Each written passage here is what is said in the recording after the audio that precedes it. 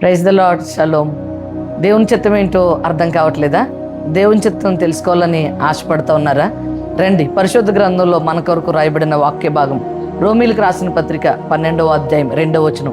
మీరు ఈ లోక మర్యాదను అనుసరింపక ఉత్తమమును అనుకూలమును సంపూర్ణమునయ్యున్న దేవుని చిత్తమేదో పరీక్షించి తెలుసుకున్నట్లు మీ మనసు మారి నూతన మగుట వలన రూపాంతరం పొందడి.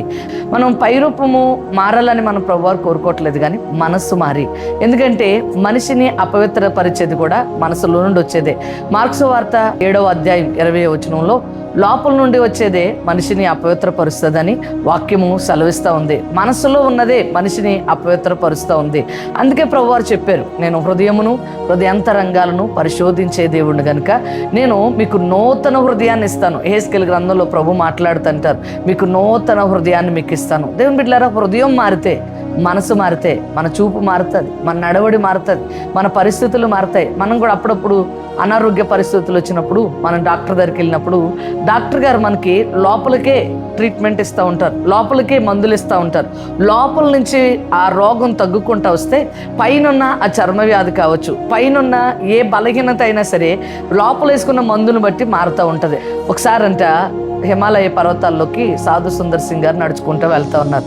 నడుచుకుంటూ వెళుతూ ఉన్న ఆయనకి ఒక ఋషి కనపడ్డారు. ఆయన ఒంటికాల మీద నిలబడి ఒక చెయ్యి పైకి అలా ఎత్తి ఉంచారంట. ఆయన అడిగారు, అయ్యా మీరు ఎందుకండి ఆ చెయ్యి అలా పైకి ఎత్తి ఉంచారు? అది బాగా ఎండిపోయింది, నల్లబడిపోయింది, ఆ చేతిని ఎందుకు అలా ఎండబెట్టేశారు అని అడగగానే ఆ ఋషి చెప్పిన మాట ఏంటంటే, ఈ చెయ్యి చాలా మందిని కొట్టింది, ఈ చెయ్యి చాలా అన్యాయపు పనులు చేసింది, అందుకే ఈ చేతికి శిక్షగా ఈ చేతిని ఎండబెట్టేస్తా ఉన్నాను అని చెప్పగానే ఆయన మాట్లాడుతూ యేసుక్రీస్తు ప్రభువారి గురించి సువార్త చెప్పడం ప్రారంభించారు. సువార్త చెప్తూ యేసుక్రీస్తు ప్రభువారు హృదయాన్ని మార్చే దేవుడు, పాపిని పరిశుద్ధుడిగా మార్చే దేవుడు, పాపపు అలవాట్ల నుంచి విడిపించే దేవుడు అండి, యేసుక్రీస్తు ప్రభువారిని నమ్మండి అని చెప్తా ఉంటే ఆ ఋషికి చాలా కోపం వచ్చింది. మాకు చాలా మంది ఉన్నారు, చాలా వ్రతాలు చేస్తాం, చాలా యాగాలు చేస్తాం, మీ దేవుడి గురించి మాకేం చెప్పొద్దు అని చాలా కోప్పడిపోతుంటే ఆయన వెనకాల తిరుగుతూ చెప్తా ఉన్నారు, అలా కాదండి, యేసు ప్రభువారిని అంగీకరించండి, మీరు లోపల మారితే మీ పరిస్థితులన్నీ మారుతాయి, మీ చేతలు మారుతాయి అని చెప్తా ఉంటే ఆ ఋషికి కోపం వచ్చి సాధు సుందర్ సింగ్ గారిని దవడ మీద కొట్టాడంట. వెంటనే సాధు సుందర్ సింగ్ గారు అడిగారు, అయ్యా ఈ చెయ్యి అన్యాయ పనులు చేసిందని చేతిని ఎండబెడతా ఉన్నారు,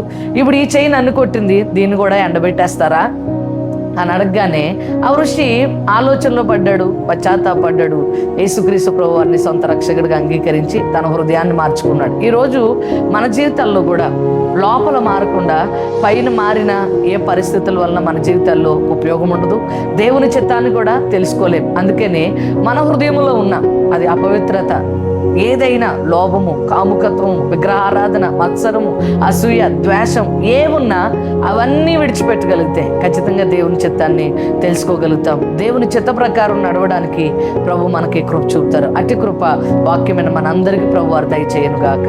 ఆమేన్.